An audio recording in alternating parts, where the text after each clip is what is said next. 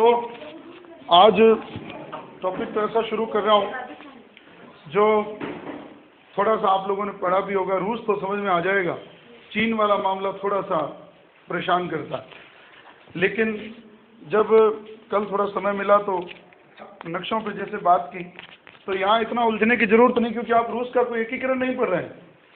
आपको इतना पता हो कि ये जो हमारे भारत का हिस्सा है इसके कुछ यूं तक फैला हुआ है दूर टुकड़ों में चाइना, जिसमें आप ये भी मानते हो कि ये हिस्सा पहले अलग था जिसको आप तिब्बत कहते हो, फिर वो भी इस तरह से 1950 में किसके हिस्से में आ गया, चीन के। ये आप मान सकते हो यहाँ हिमालय की पहाड़ियाँ छितरी हुई हैं, ठीक इसके ऊपर यहाँ थोड़ा सा हिस्सा अलग करो और यूं फैला हुआ एक बड़ा सा साम्राज्य है रूस का, जो ऊपर कहाँ तक फैला हुआ है, ध्रुवों तक जाती है उसकी पहुंच, थोड़ा सा नीचे ये गया। रूस में आपको केवल परेशान नहीं होना, रूस में बीचों बीच एक जगह जो उसकी आज भी राजधानी है मॉस्को, किसी जमाने में वर्साई के महल कहाँ के प्रसिद्ध रहे, फ्रांस के। और उसी तरह पेट्रोगार्ड पढ़ते हो आप, तो ये नाम रूस का प्रसिद्ध है। कुछ बेसिक सी बात पहले ये जान ले, पेपर में वहीं से आ जाएगी, चाहे फर्स्ट ग्रेड का पेपर क्यों ना हो। हालांकि ये एमए वाले टॉपिक में है, पर इसमें ज़्यादा मुश्किल प्रश्न नहीं बना पाएगा अगर आपको बात समझ में आ गई। जिस तरह से फ्रांस के राजा क्या कहलाते थे, रूस के राजा कहलाते थे, और जब आप इसको लिखना पढ़ोगे तो ये यूँ लिखा जाता। अब ये तो लुई ये जा, यहाँ वंश था फ्रांस में बूर्बों, यहाँ जो वंश था ये पेपर में कभी नहीं आया, लेकिन अगर एक हफ्ते पेपर बनाने बैठ गया, रोमानोव वंश याद रखना, होहेंजोर्लेन जर्मनी, ऑस्ट्रिया में हैब्सबर्ग, फ्रांस में बूर्बों, ये याद रखना। तो रोमानोव वंश शासन कर रहा था रूस में, जिसके कुछ बड़े महान राजा, जिसमें एक नाम पीटर महान, कैथरीन महान, एक नाम और लिख रहा हूँ अलेक्जेंडर प्रथम, द्वितीय, तृतीय, एक ही नाम है, और फिर एक बहुत बड़ा नाम। ये प्रश्न सेकंड ग्रेड में कि क्रांति के समय रूस का राजा कौन था, निकोलस द्वितीय, ये बहुत बड़ा प्रश्न। और इसका टाइम है 1894 से 1917। पहले तो ये बेसिक बात बताओ कि रूस चाइना के ठीक ऊपर ध्रुवों तक फैला हुआ, ध्रुवों तक तो नहीं कहूँगा, थोड़ा नीचे है, लेकिन उसके ऊपर सीधे बर्फ कह रही है। और इधर वो देखो, ये भी तो लाइन है, ये दो महाद्वीपों का हिस्सा है, यूरोप और एशिया। इसके साथ ही सटे हुए वही ईरान, इराक, इंग्लैंड दूर तक फैला हुआ, और इधर इसके सपोर्ट में यहाँ चीन के साथ यहाँ फैले हुए टुकड़े, जापान, थाईलैंड। इससे और नीचे आते हो तो आप पढ़ते हो मलाया, मलेशिया, वो जो आप भारतीय संस्कृति का विदेशों में प्रचार पढ़कर आए हो। बात ये, अब रूस की क्रांति को शुरू करने से पहले क्रम से बात करूंगा और बात समझ में आएगी। ये जानना, भारत के ऊपर चीन, चीन के ऊपर रूस फैला हुआ, बहुत बड़ा देश। और यहाँ मैंने थोड़ा नक्शा ठीक नहीं बना पाया, रूस की एक सीमा बहुत नीचे तक आती है, बहुत नीचे तक, भारत से ज़्यादा दूर नहीं है उसका इस हिसाब से एरिया, पहाड़ियों के ऊपर से। जहाँ पढ़ते हैं ना सियाचिन के ठीक ऊपर बहुत ठंडी हवाएं आती हैं साइबेरिया से, वो एरिया कहाँ पड़ रहा है, रूस में।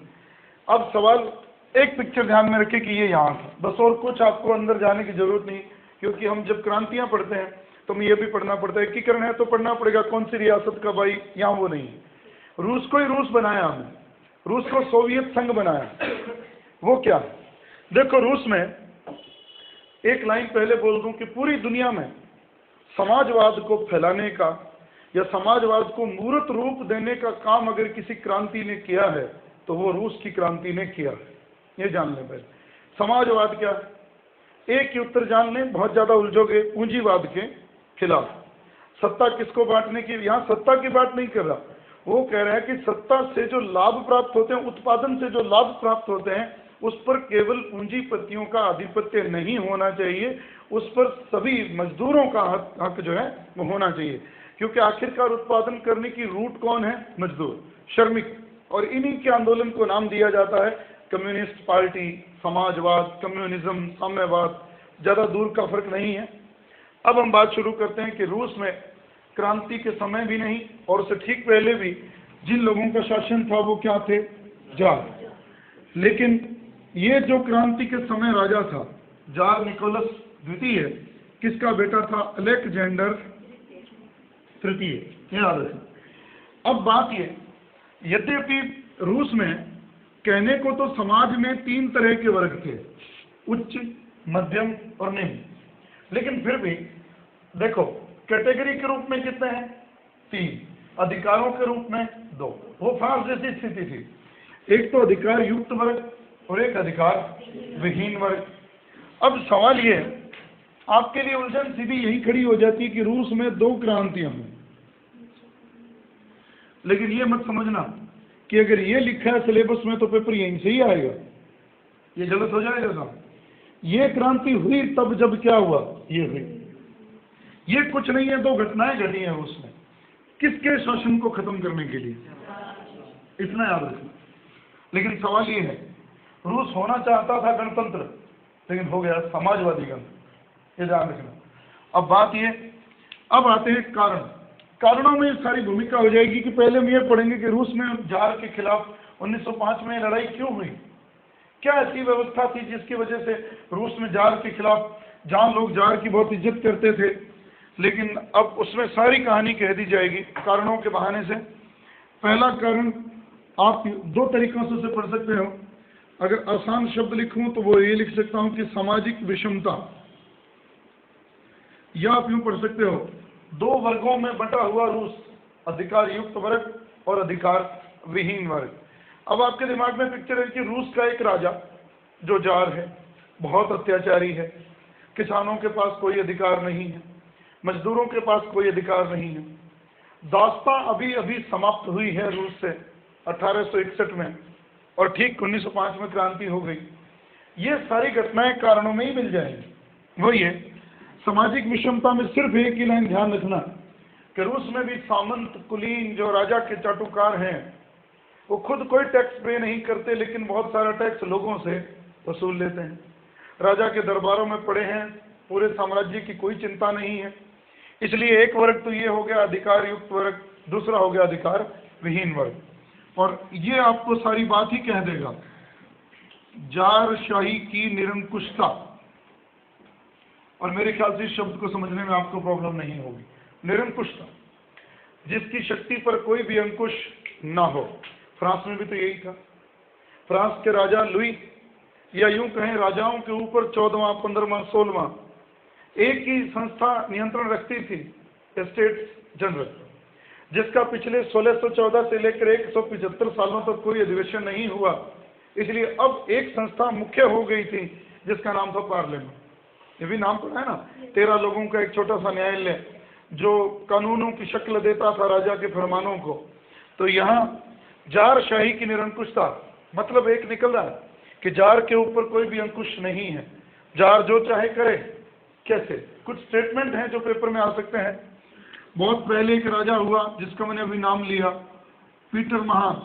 इनका टाइम मत पढ़ने बैठ जाना, उलझ जाओगे। टाइम केवल एक राजा का पता हो, ज्यादा से ज्यादा 2, वो एक एक करके बात आ जाएगी, अभी उतना ही जितना बता रहा हूँ। पीटर महान कहता था कि जार दुनिया में किसी के प्रति उत्तरदायी नहीं है। ये बहुत बड़ा स्टेटमेंट है। जैसे लुई 14वां क्या कहता था? I am the state. 15वां कहता था मुझे सुधार करने की क्या जरूरत है, वर्तमान व्यवस्था में मेरा जीवन तो कट जाएगा पर मेरे मरने के बाद प्रलय होगी। वो बात यहाँ जोड़ो कि पीटर महान कहता था कि जार दुनिया में किसी के प्रति भी उत्तरदायी नहीं। उसने अपने आप को निरंकुश बना लिया।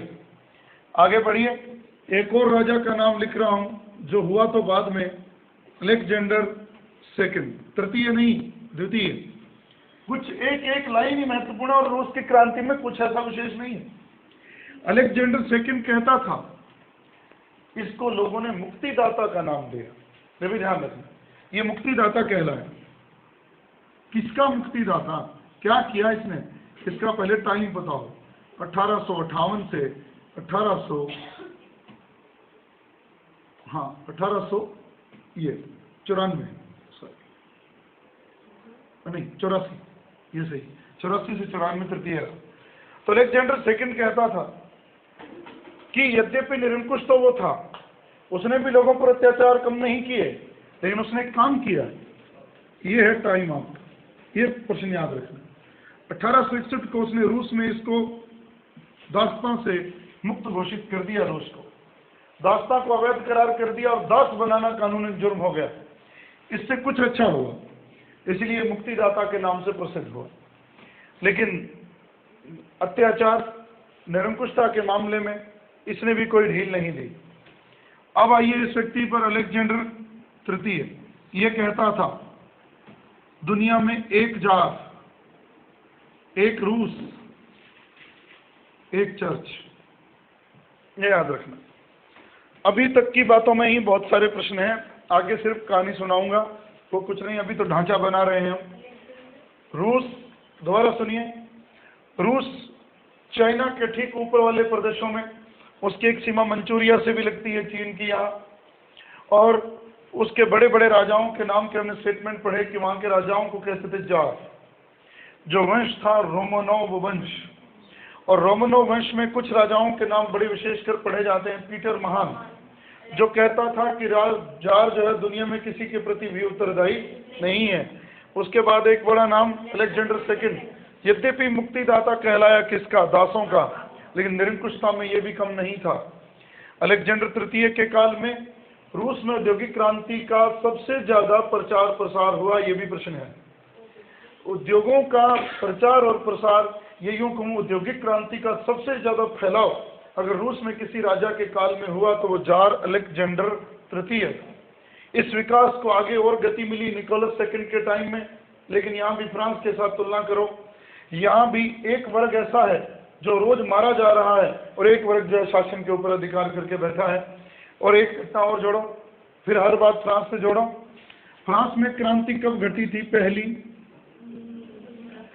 और उस समय जो राजा था फ्रांस में वो था लुई, और इसकी पत्नी का नाम क्या था, मेरी अंतवानो। और यहाँ निकोलस द्वितीय पे आइए, अगले व्यक्ति पे जो लास्ट है, निकोलस सेकंड, इसकी पत्नी का नाम है अलेक्जेंड्रा। और अलेक्जेंड्रा एक ऐसी औरत जिसका ज्यादा रोल तो नहीं था राज्य में, लेकिन ये गलत लोगों के हाथ चढ़ गई। एक ऐसे साधु के हाथ की कठपुतली बनी जो एक तांत्रिक था, और उसका नाम था ग्रेगरी रासपुटिन।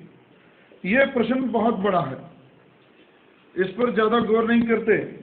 आपको यूँ लिखा मिलेगा आपकी किताबों में कि रासपुटिन नामक तांत्रिक का जार शाही में बहुत प्रभाव था निकोलस द्वितीय के टाइम में, और इसी रासपुटिन का प्रभाव सबसे ज्यादा किस पर था, अलेक्जेंड्रा, जो पत्नी किसकी है, निकोलस द्वितीय की। और इसने जो करवाया उस राज्य में, बहुत दुखी किया लोगों को इसने राजशाही को खत्म करने के प्रयास किए, लेकिन उनके अंदर घुसकर। और अब ये घटनाएं जो हैं ये पढ़, और इस व्यक्ति की, इसी रासपुटिन की हत्या करी थी फिर एक आदमी ने, प्रिंस फेलिक्स ने। थोड़े नाम जरूर मुश्किल रहेंगे। प्रिंस फेलिक्स ने 30/12/1916 में मारा था इस व्यक्ति को, रासपुटिन को। अब अगली कहानी, फेलिक्स, प्रिंस फेलिक्स जिसने रासपुटिन को मारा। दोबारा दोहरा दूं यहां से बात, क्रांति के समय कौन था, निकोलस सेकंड, उसकी पत्नी का नाम अलेक्जेंड्रा, किसके हाथों की कठपुतली बनी हुई है, ग्रेगरी रासपुटिन। चलो ये भी याद ना रहे, रासपुटिन भी नाम अपने आप में बहुत बड़ा है। तो इसने अपनी मर्जी करी, उसका सहारा लेकर राज्य में बहुत गड़बड़ फैलाई। अब बात ये, क्रांति के कारण दो ही नहीं है। पहला कारण तो हमने पढ़ा सामाजिक विषम, दूसरा है जारशाही की निरंकुशता, तीसरा भी इसमें पढ़ दिया है भ्रष्ट नौकरशाही। जहाँ जार अपनी मस्ती में डूबा है, जहाँ सामंत और कुलीन वर्ग अपनी मर्जी कर रहा है, आप समझते हैं जब नौकरशाही के ऊपर दबाव नहीं होगा तो भ्रष्टाचार फैलेगा। जब बड़े लोग अपने आप को यूं दावा करते कि हम जितना नोच सकें लोगों को नोच लें, तो फिर वो कम क्यों रहेंगे। इसलिए आम आदमी के पास पहले टैक्स चुका चुका के कुछ नहीं बचता था, और जारशाही ने उनका बचा खुचा काम भी तमाम कर दिया। भ्रष्ट नौकरशाही एक कारण बना रूस की गरीबी का, ये याद रखना, और एक लेकिन देखिए, अब यहाँ एक कारण ये है, अभी मैंने लिखा कि अलेक्जेंडर तृतीय के काल में औद्योगिक क्रांति का प्रसार हुआ। कहाँ? रूस में। जब औद्योगिक क्रांति का प्रसार हुआ रूस में, तो एक बात आप पढ़ के आए हो, औद्योगिक क्रांति ने एक दुष्परिणाम दिया था। लोग काम की तलाश में गांवों को छोड़ छोड़ कर शहरों में चले गए, तो यहाँ भी गांव के गांव खाली होने लगे। जब वो शहरों में चले गए तो भूख मरने लगे। चलो ये भी छोड़ो, श्रम सस्ता हो गया, ये तो बेसिक बात है, समझते हो। मजदूर जब ज़्यादा हो गए तो मजदूरी कम हो गई। लेकिन बात यह है कि फैक्ट्रियों के लोग मजदूरों के कोई भी ध्यान नहीं रखते। अपनी मनमर्जी के घंटों काम करवाना, समय पर वेतन नहीं देना। और रूस में जब ये लोग तंग थे, तो आप इसे कह सकते हो औद्योगिक क्रांति ने अच्छे प्रभाव तो ज़्यादा नहीं छोड़े, लेकिन बुरे प्रभाव ज़्यादा छोड़ दिए। और वो बुरे प्रभाव किसके खिलाफ खड़े हो गए? जारशाही के।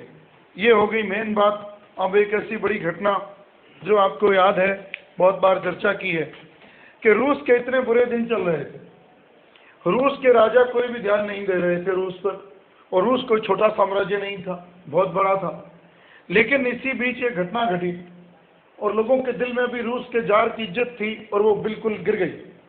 छोटे से देश ने वो यहाँ से उठा और उसने इसको हरा दिया। जापान ने 1904-5 ईस्वी में इतने बड़े देश को युद्ध में पराजित कर दिया।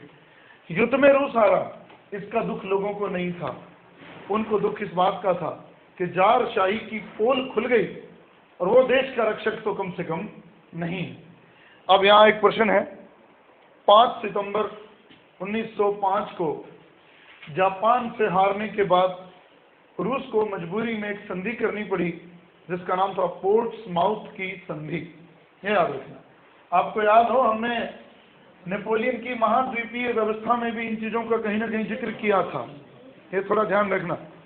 तो यहाँ रूस के साथ जापान की संधि हुई 1904-5 में। जो युद्ध लड़ा गया, रूस हार गया और उसको जो संधि करनी पड़ी, पोर्ट्समाउथ की संधि।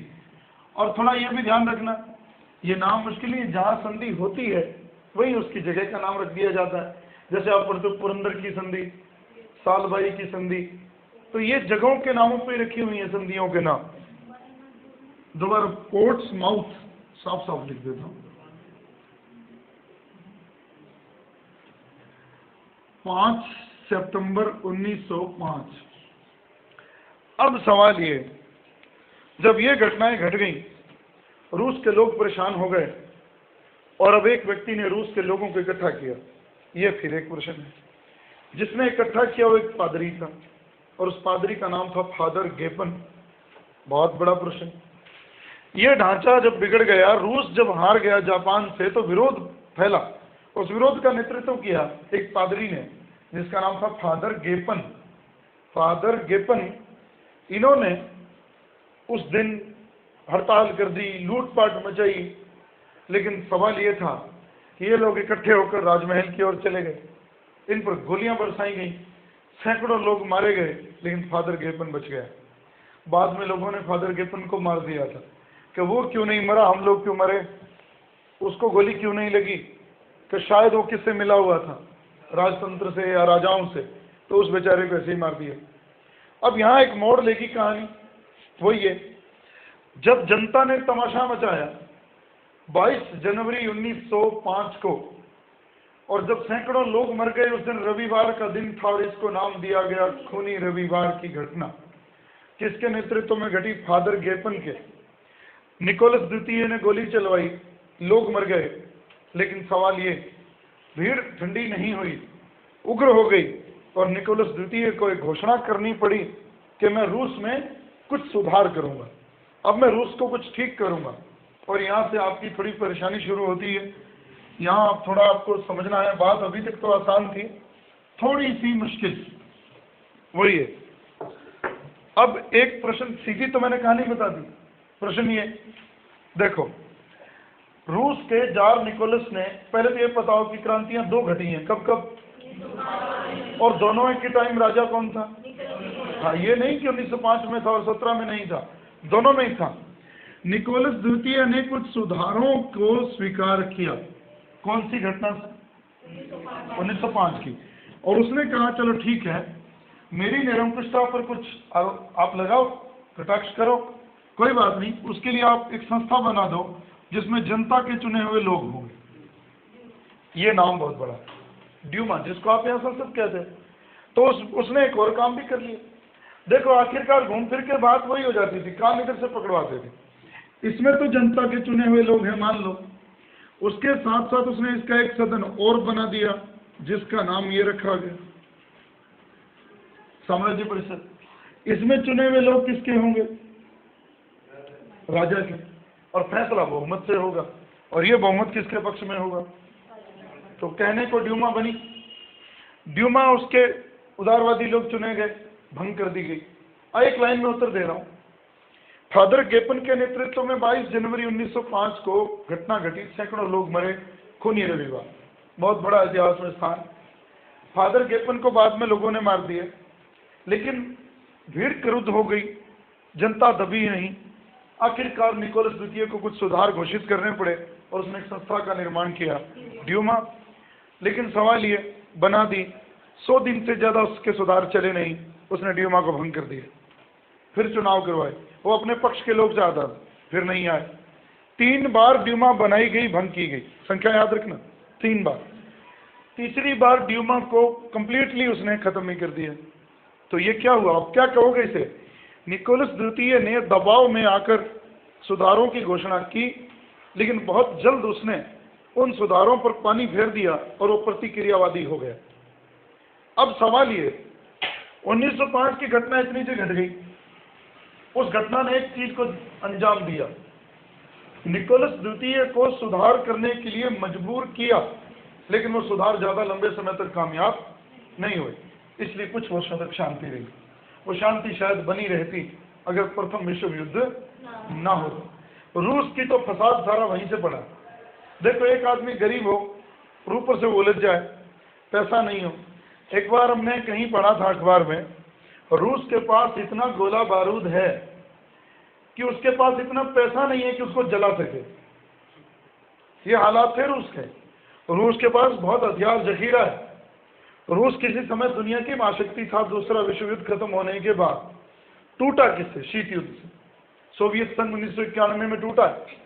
मेरे को याद है जब मैं 5-6 साल का था तो मेरे घर पे एक बुकलेट आती थी सोवियत संघ नाम से, एक घंटा बना होता था, उस पर पिताजी मंगवाया करते थे, पढ़ता तो नहीं था, साम्यवादी अखबार था वो, मजदूरों के लिए बात करता था। आप समझ सकते हो कि रूस ने कहाँ तक पैर नहीं पसारे होंगे दुनिया में, बहुत दूर तक पसारे थे। इसलिए याद करो, रूस का साम्यवाद न फैल जाए। इंग्लैंड में हिटलर भी उसके खिलाफ खड़ा था, मुसोलिनी भी उसके खिलाफ खड़ा था। इसलिए अब सवाल ये, 1905 की क्रांति हुई, क्या असफल हुई? सैद्धांतिक रूप से तो असफल हुई, क्योंकि जार ने वापस क्या शासन शुरू कर दिया, निरंकुश। लेकिन उसने एक आस जगाई कि अगर प्रयास करें तो सुधार हो सकते हैं। यद्यपि ड्यूमा फेल हो गई, अब कुछ वर्षों तक शांति रही, लेकिन वो शांति तूफान के पहले की शांति थी। इसी 1905 की क्रांति ने नींव रखी किसकी? 1917 की क्रांति की। और वो क्या? अब फिर से कारण पढ़ो, कारण मिलते जुलते हैं। मैं 2-3 ही नए कारण लिखूंगा। अगर मैं फिर लिखूं जारशाही की निरंकुशता तो बेवकूफ़ी होगी। अब उसके 2 कारण मैं अलग रख रहा हूं। कृषकों में असंतोष, ये पेपर में नहीं आएगा सीधा, लेकिन कृषकों में असंतोष कैसा? फ्रांस में तो मामला अलग था, सामंतवादी खत्म तो हो गया था व्यवस्था समाज, लेकिन अभी भी कुछ किसान किसके नीचे थे? सामंतों के, बड़े बड़े जमींदारों के। उन्हीं के घर से रोटियां पकाना, उन्हीं के खेतों पर कुछ भूमि को छोड़ना उनके लिए, शिकार खेलने के लिए। तो यहाँ सवाल ये, एक लाइन लिखता हूँ, आप खुद समझ जाओगे कि रूस में 20,000 लोगों के पास 1800 लाख एकड़ भूमि थी, और वहां 1 करोड़ लोगों के से ज्यादा लोगों के पास 1900 लाख एकड़ भूमि थी। अब आप अंदाजा लगा सकते हो स्थिति क्या रही होगी। 20,000 लोग, आधी भूमि। अगर सारी इतनी है तो 1800 और 1900 में ज्यादा फर्क नहीं है। 1800 एकड़ भूमि कितने लोगों के पास? 20,000। और ये कितने ज्यादा इससे? लाख, 5 गुना भी नहीं। 20,000 से तो 5 गुना लाख होगा। और ये क्या लिखा है? करोड़। 1 करोड़ लोग कितनी भूमि से गुजारा कर रहे हैं? 1900 लाख एकड़। तो आप समझ सकते हैं ये लोग कितने बुरी हालात में गुजर रहे होंगे। यह हुआ गड़बड़। अब सवाल ये, इससे दुखी था किसान। और एक याद रखना, 1905 से लेकर 1917 के बीच में रूस में छोटे बड़े 100 किसान आंदोलन हुए, लेकिन उन्हें दबा दिया गया, उनकी नहीं सुनी गई। ये तो हो गई घटना किसानों की, ये अब उसके खिलाफ थे। अब आ जाइए, सबसे ज्यादा स्थिति किसकी और खराब है? श्रमिकों की। और अगर मैं कहूं रूस को पढ़ना है तो फिर आपको सबसे ज्यादा बात भी किस पे करनी है, क्योंकि समाजवाद किससे जुड़ा हुआ? श्रमिकों से। श्रमिकों की हालत क्यों खराब थी? अभी अभी बात की कि अलेक्जेंडर तृतीय के काल में रूस में किसका प्रभाव बढ़ा? औद्योगिक क्रांति का। निकोलस द्वितीय ने उसे जारी रखा और उसने अपना एक अर्थमंत्री बनाया। नाम पढ़े होंगे, तुर्गोन, निकर, केलोन, याद है? उस तरह से निकोलस द्वितीय का भी एक वित्त मंत्री था, विटी। विटी ने सुधार बहुत किए, लेकिन सामंतों ने, कुलीनों ने इसको गद्दी से हटवा दी, तो विटी उतर गया गद्दी से। जार ने फिर अपना काम किया। यहाँ भी वही हालात वही हैं। किसान दुखी, श्रमिक दुखी। श्रमिक क्यों दुखी? बात कर चुके हैं भाई। औद्योगिक क्रांति की वजह से लोग पैसा कमाने के लिए कहाँ उमड़े? शहरों में। इस पर दोबारा बात कर रहा हूँ। लेकिन उनको पूरा वेतन ना कहूँ, मजदूरी कहूँ, पूरी मजदूरी ना मिली। काम के घंटे ज्यादा थे, ओवर टाइम ज्यादा था। अब ओवर टाइम, लालच तो हमारा होता है, पैसा हमने कमाना होता है, लेकिन तब पैसा उनको उतना ही मिलता था, लेकिन ओवर टाइम उनको करना पड़ता था। और उस समय ओवर टाइम क्यों? उत्पादन ज्यादा करने की होड़। क्यों? क्योंकि दुनिया में नई नई औद्योगिक क्रांति हुई थी। हर देश अपने बने हुए माल को दुनिया में ज्यादा से ज्यादा बेचना चाहता था। उसके लिए सबसे ज्यादा हालत किसके खराब हुए? और यहाँ एक बात याद रखना, न केवल पुरुषों के, महिलाओं और बच्चों को भी फैक्ट्रियों में काम कराने के लिए लगाया गया। आराम के घंटे कम, काम के घंटे ज्यादा, और मेहनताना बिल्कुल, सिर्फ पेट भरने लायक। तो ये भी दुखी थे। अब सवाल ये, अगर मैं कहूं इन लोगों का कोई ना कोई खवैया उठेगा, अगर इन लोगों के लिए कोई लड़ाई सरकार के खिलाफ लड़ेगा, तो किस नाम से जानी जाएगी?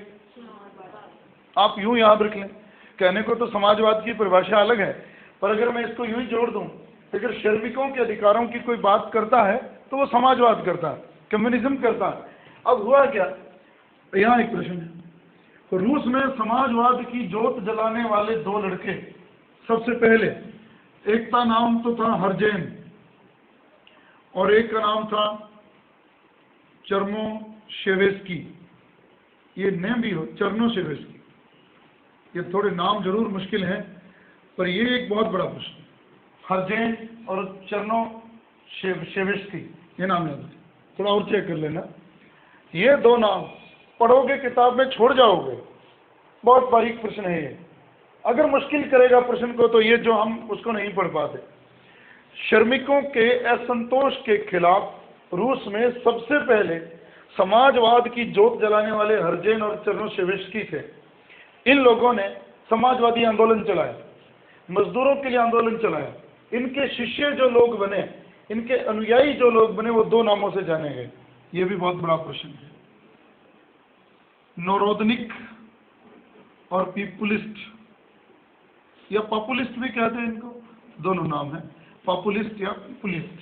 ये 2 याद रखने हैं। ये पहला संगठन, ये पहला आंदोलन, पहला एक काम करने वाले 2 लोग जिन्होंने रूस में सिर्फ समाजवाद की अलग जगाई है, शुरू किया उसको, वो आगे बढ़ा, वो आगे बढ़ता है। ये तो पीछे रह गई घटना, बहुत पीछे, लेकिन इनका काम ज्यादा स्तर पर हुआ नहीं। ये घटना बहुत बड़ी है। 1883 में पहली बार एक दल बना जिसका नाम था समाजवादी दल, और ये 2 भागों में बंटा हुआ था। अब यहाँ एक प्रश्न, एक बार कॉलेज लेक्चरर में है, इसका मतलब है कि घटिया से घटिया बात भी पूछी जा सकती है, थोड़ा ध्यान रखें। रूस में 1905 में जो घटनाएं घटी हैं, उनमें अपने कृषकों का असंतोष नहीं पड़ा, उसमें अपने श्रमिकों का असंतोष नहीं पड़ा, क्योंकि ठीक वो घटनाएं उसके लिए जिम्मेदार नहीं थी। उस समय लोग जारशाही की निरंकुशता थे तंग से। अब 2 कारण हमने और जोड़े, वो तो तंग थे ही थे उससे। इन दिनों में आकर किसान भी दुखी हो गए, और श्रमिक औद्योगिक क्रांति के फैलने की वजह से दुखी हो गए। उनके ऊपर सबसे पहले काम करने वाले लोग शुरू तो हो गया था आंदोलन बहुत पीछे रूस में, लेकिन बड़ा रूप उसने यहाँ लिया। 1883 में समाजवादी दल बना और इस समाजवादी दल के टुकड़े हुए 1898 में पहले।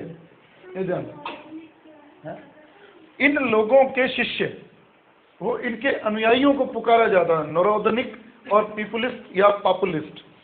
1898 में समाजवादी दल के टुकड़े हुए विचारधारा को लेकर दो भागों में।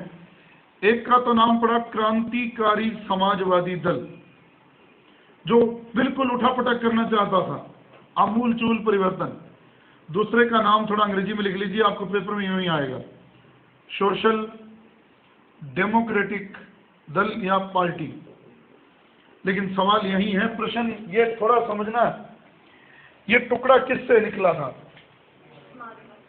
कब, फिर बने दो, क्रांतिकारी समाजवादी दल, सोशल डेमोक्रेटिक समाजवादी प्रजातांत्रिक पार्टी।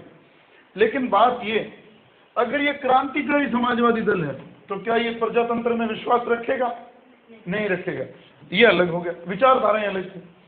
अब है प्रश्न जो पेपर में आया था, वो ये कि 1903 में इसमें फिर फूट पड़ी। अब इसमें नहीं पड़ी, इसमें सोशल डेमोक्रेटिक पार्टी में, और ये दो भागों में बदल गया, बोल्शेविक और मोनशेविक। और आप अब जानते हो, इसीलिए सवाल ये, 1905 की क्रांति को बोल्शेविक क्रांति नहीं कहते, 1917 की क्रांति को बोल्शेविक क्रांति कहते हैं, क्योंकि अब तक इस दल ने इसमें कोई भी रुचि नहीं दिखाई। यहां रुचि दिखाई 1917 में। कैसे, मामला पेचीदा है, थोड़ा ध्यान रखें, दोबारा दोहरा रहा हूं। 1917 की क्रांति में एक घटना घटी, उसके लिए कुछ कारण हैं, जिनमें एक बड़ा कारण, दो ही रखेंगे। एक तो ये, एक कहने को आप एक कारण और जोड़ सकते हो, बुद्धिजीवियों का योगदान, जिनमें दो तीन नाम है। बड़ा नाम दस्तोवस्की, बहुत ही बड़ा नाम।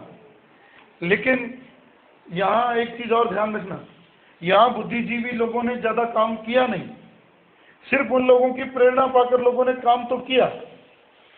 लेकिन यहाँ ये ध्यान रखना, पकड़ने की बात ये है, सबसे पहले ये लोग जिन्होंने अलग जगाई बहुत पीछे, फिर एक दल बना समाजवादी दल, टूटा, दो भागों में बटा, क्रांतिकारी समाजवादी दल, सोशल डेमोक्रेटिक पार्टी, फिर ये टूटी, वो दो भागों में बंटी, बोल्शेविक और मोनशेविक। बोल्शेविक का मतलब होता है बहुमत और मोनशेविक का मतलब होता है अल्पमत, ये थोड़ा शब्द ध्यान रखना। और 1917 में जो क्रांति घटी उसको बोल्शेविक क्रांति कहते हैं। क्यों, ऐसा क्या हुआ कि इनको क्रांति करनी पड़ गई? और चैप्टर ज्यादा बड़ा नहीं है, लेकिन सवाल ये देखिए, वर्ष है 1917 और दिन है 7 मार्च। एक चीज और जो आपको उलझा देगी, अगर पेपर में आ जाए, मैं अगली बात पहले रख रहा हूं, रूस में अक्टूबर क्रांति कब हुई, थोड़ा ध्यान रखना। अक्टूबर क्रांति कब हुई? 7 नवंबर, 6 से 9 नवंबर के बीच में, क्योंकि उनके कैलेंडर के हिसाब से तो वो क्या था, और हमारे कैलेंडर के हिसाब से 7 नवंबर, इसलिए उनके महीने हमसे 1 महीना पीछे चलते हैं। जो घटनाएं हमारे मार्च में घट रही है वो फरवरी की क्रांति है, जो अगस्त में घट रही है वो जुलाई की क्रांति है, और जो नवंबर में घट रही है वो अक्टूबर की क्रांति। थोड़ा ये भी ध्यान रखना।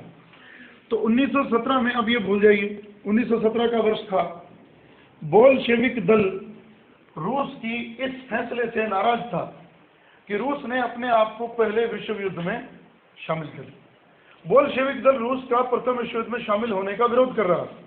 क्यों कर रहा था? उसको विजय नहीं चाहिए थी, उसको उपनिवेश नहीं चाहिए थे। लेकिन बोल्शेविक दल के लोग जानते थे मेरे देश की हैसियत इतनी खराब है, अगर वो इस युद्ध में चला गया तो समझ लीजिए भुखमरी के सिवाय रूस में कुछ नहीं बचेगा। इतने बड़े देश को रोटी खिलाना ही मुश्किल हो जाएगी, इतनी जनता थी उसके पास, करोड़ों। देखिए, जब भारत आजाद हुआ था तो थोड़े से लोग थे, और भारत जनसंख्या के मामले में तो रूस से भी आगे था। रूस के पास जगह ज्यादा है, जनसंख्या उस समय कम थी। लेकिन फिर भी रूस के लिए वो भी अपने आप में बहुत प्रॉब्लम थी, क्योंकि वहाँ एरिया ठंडा बहुत ज़्यादा, खाने के लिए अन्न नहीं था इतना। इसलिए हुआ क्या, बोल्शेविक ने विरोध किया, लेकिन उसको धकेल दिया गया कहाँ, प्रथम विश्व युद्ध में। पर इसलिए प्रथम विश्व युद्ध में वो किसकी तरफ से शामिल हुआ, मित्र राष्ट्रों की ओर से। मित्र राष्ट्रों की ओर से शामिल तो हो गया, लेकिन वहाँ कई मोर्चों पर तो हार ही गए। लेकिन आखिरकार जापान से इसने संधि की, वो मैं बाद में पढ़ाऊंगा, आखिर अलग हुआ जब वो प्रथम विश्व युद्ध से। लेकिन अभी जब वो प्रथम विश्व युद्ध में शामिल हो गया, उसकी मुसीबतें बढ़ गई। मुसीबतें क्या बढ़ गई, लोग गरीब होने लगे, लोगों को भूखे रहना पड़ा, क्योंकि सारा रसद सामग्री कहाँ जा रही थी, युद्ध के मैदानों में। रूस के लोग पहले ही भूख मर रहे थे, वो और मरने लगे।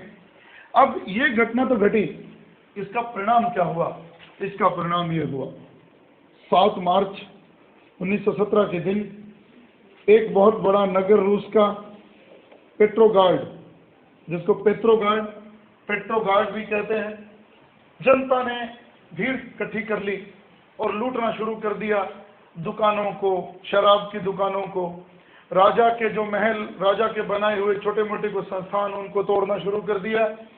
और सवाल ये भी नहीं, इस क्रांति ने एक बड़ा रूप ले लिया 5 दिन बाद, 12 तारीख को, और 12 मार्च के दिन इस क्रांतिकारियों के साथ जो लोग मिल गए वो क्या थी, सेना भी मिल गई। अब बात ये, आप जब एक चीज और पढ़ोगे तो मैंने बीच में छोड़ दी, एक नाम बोल रहा हूं, केवल इतना याद रखना, स्टालिपिन।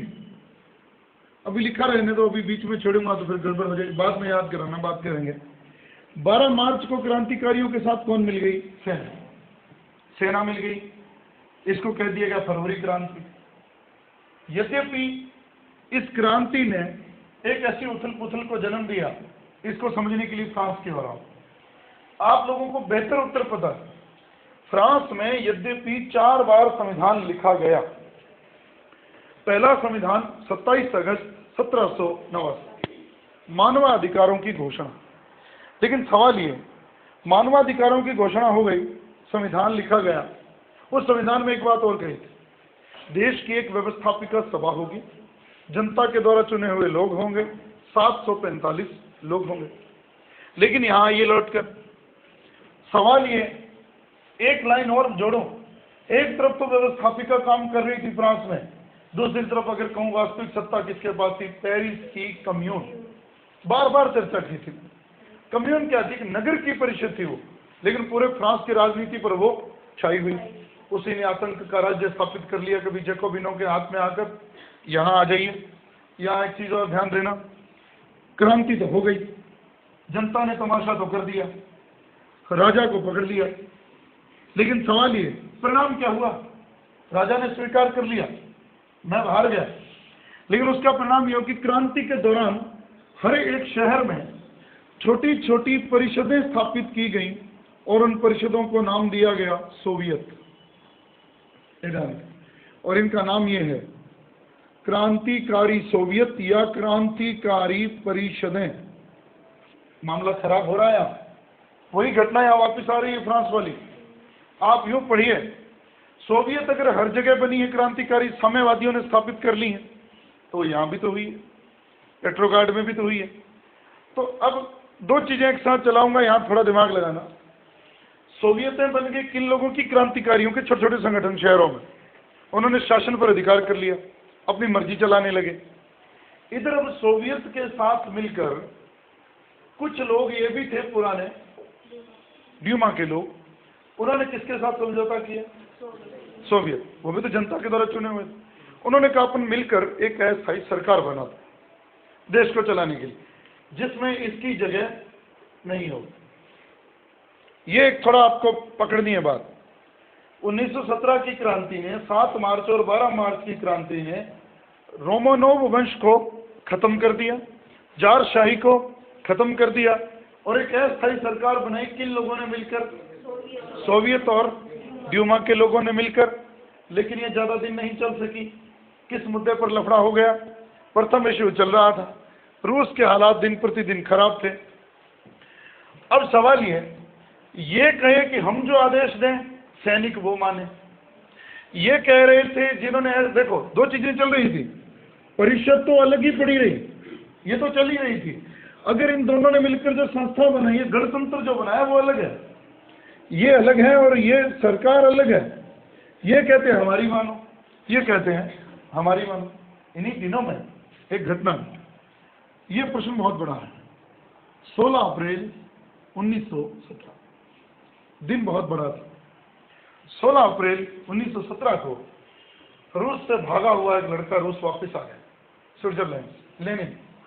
देखिए, अब तक लेनिन का कहीं नाम आया नहीं आया। इसीलिए अब जो घटना घटेगी उसको बोल्शेविक क्रांति कहते हैं। अब तक की क्रांति का नाम फरवरी या मार्च की क्रांति, अब घटेगी अक्टूबर और नवंबर की क्रांति। आपके हिसाब से नवंबर और रूस के हिसाब से अक्टूबर, और वही है बोल्शेविक क्रांति। थोड़ा ध्यान रखना। सवाल ये, वो क्यों गया था बाहर रूस छोड़कर? आपने 1905 की क्रांति पढ़ी, उसमें वो भी था, क्रांतिकारियों को पकड़ने के आदेश हुए, वो भाग गया, जान छुड़ाकर भाग गया। जब उसने ये हालात देखे, वापस आ गया, और उसने आते ही जनता ने उसका स्वागत किया और उसने भाषण दिया। इस दिन जो उसने भाषण दिया उसको एक नाम से जाना गया रूस में, अप्रैल थीसिस। ये प्रश्न याद रखना। पहले मैं लेनिन की बात कर दूं। 1924 में तो वो मरी गया। लेनिन ने एक बात कही थी, हमें एक कदम पीछे हटना होगा ताकि हम 2 कदम आगे बढ़ सकें। ये बात लेनिन ने कही थी जब रूस में क्रांति घट गई थी, खत्म हो गई थी, और वो रूस का पुनर्निर्माण कर रहा था। लेनिन की न्यू इकोनॉमिक पॉलिसी, नई आर्थिक नीति। फिर लेनिन ने एक किताब लिखी थी, हमें क्या करना चाहिए। ये लेनिन की एक किताब थी। और बोल्शेविक दल का एक समाचार पत्र भी था जिससे अपने प्रचार प्रसार करते थे, जिसका नाम ये था प्रावदा। भाषण तो उसने जो दिया वो एक किताब बन गई, अप्रैल थीसिस। अप्रैल में जो उसने कहा, लोगों ने उसको पढ़ा लिख लिया। प्रावदा नामक समाचार पत्र में बोल्शेविक दल की नीतियों की बातचीत होती थी, प्रचार प्रसार करते थे। अब क्या किया, इन दोनों के झगड़े का फायदा उठाया लेनिन ने।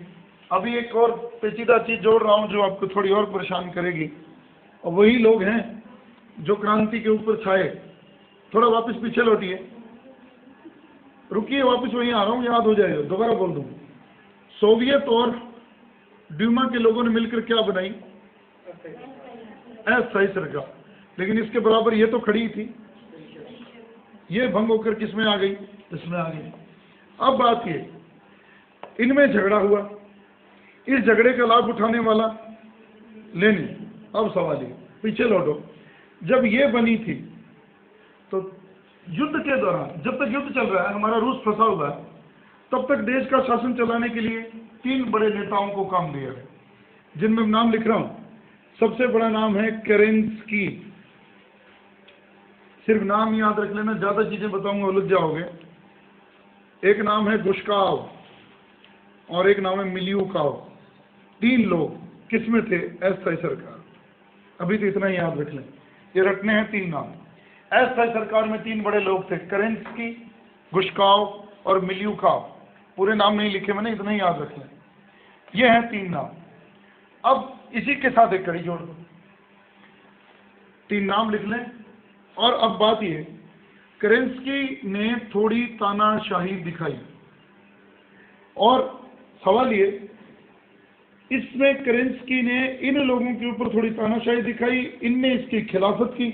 ये देश का भला कर रहा था, लेकिन ये चाहता था कि मैं सरकार के ऊपर अधिकार कर लूं, मैं तानाशाह हो जाऊं।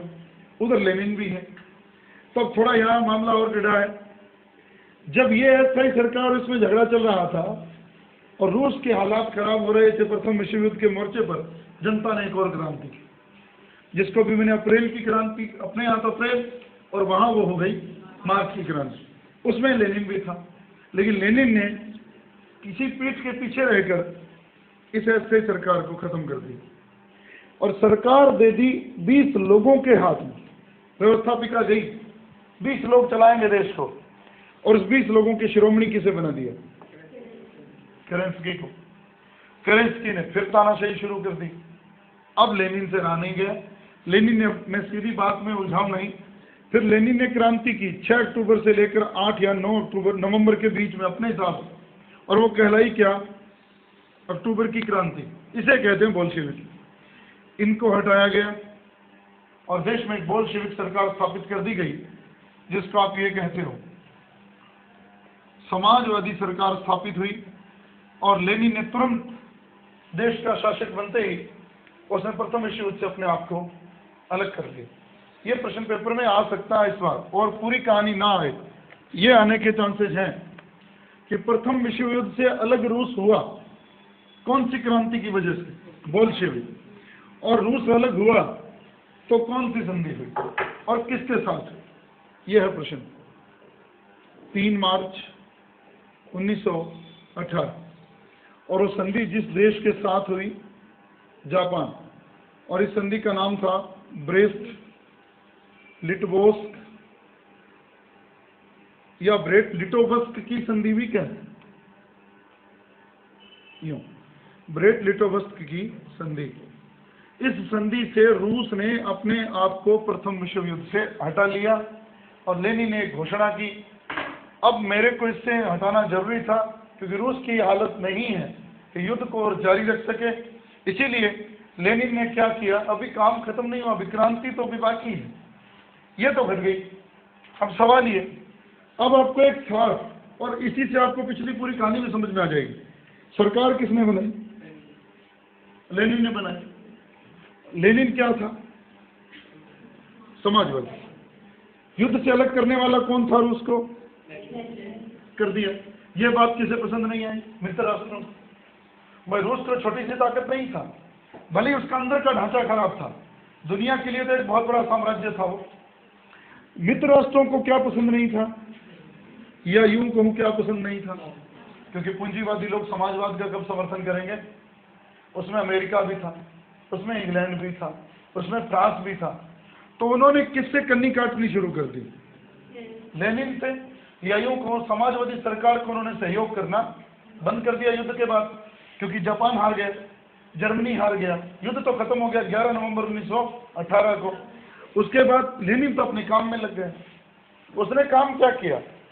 अब आपको एक बात यहाँ बताता हूँ जो आपकी गाइडों में लिखी नहीं है, और जनरल माथुर ने पीछे सारांश में लिखी है कि 7 नवंबर 1917 को जब लेनिन सत्ता में आ गया, उसने रूस का नाम बदल दिया और उसका नाम रख दिया उसने सोवियत संघ। ये याद रखना, सोवियत संघ। और उस देश का राष्ट्रपति तो कौन बन गया अपने हिसाब से? सबसे बड़ा नेता तो कौन बन गया? लेनिन।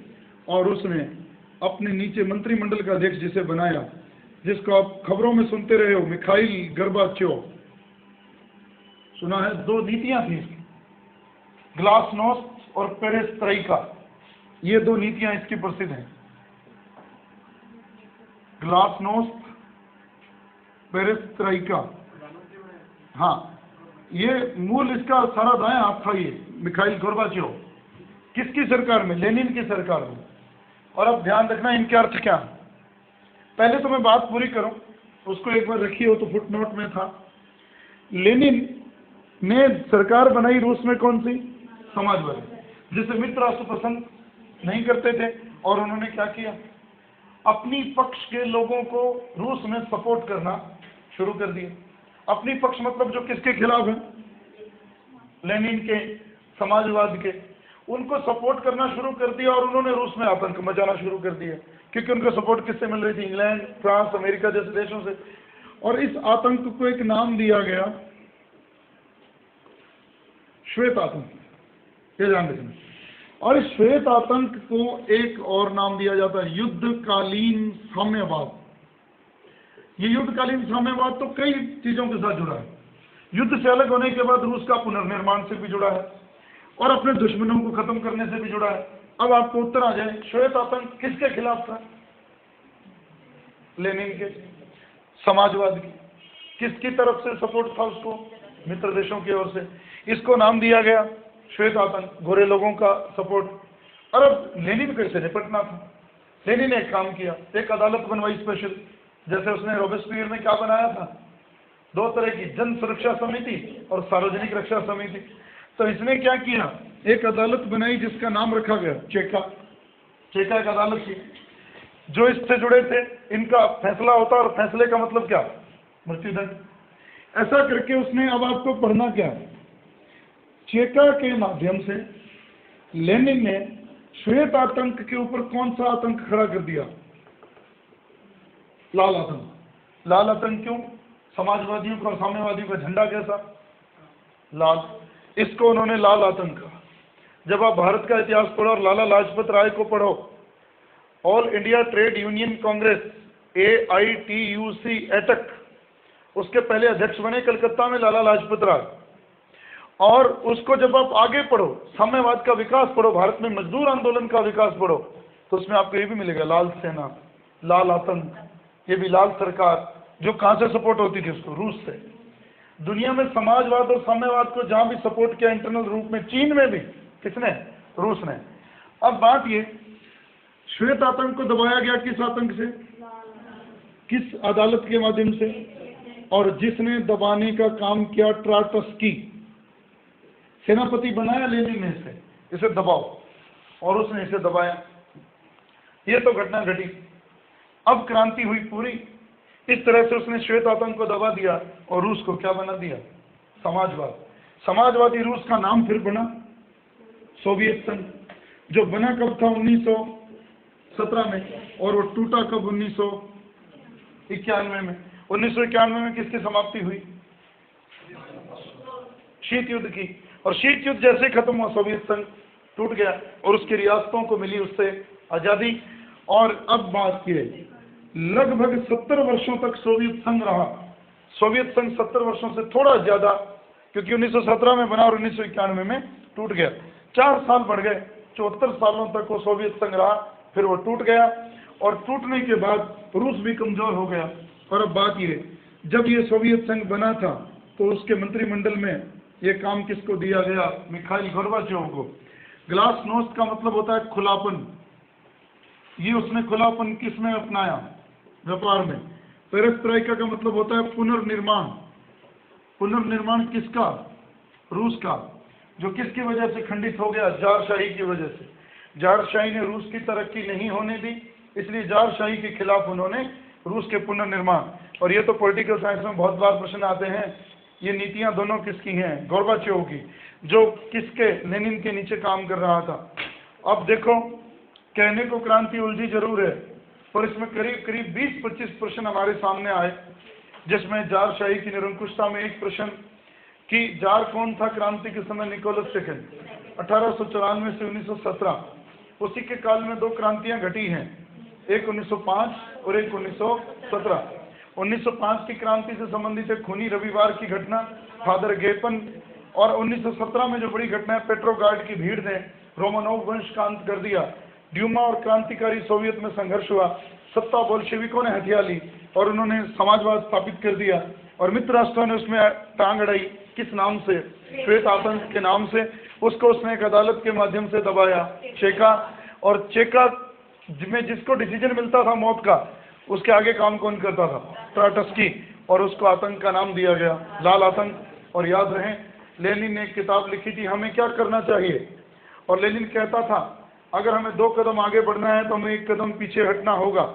और बोल्शेविक दल का एक समाचार पत्र था जिसका नाम था प्रावदा, जिसके माध्यम से वो लोग अपना प्रचार प्रसार करते थे। इस रूस की क्रांति से इससे ज्यादा प्रश्न आपको मुश्किल नहीं आएगा। और अगर अब भी आया तो फिर कोई नहीं करेगा, क्योंकि जिन लोगों को आपने छोड़ा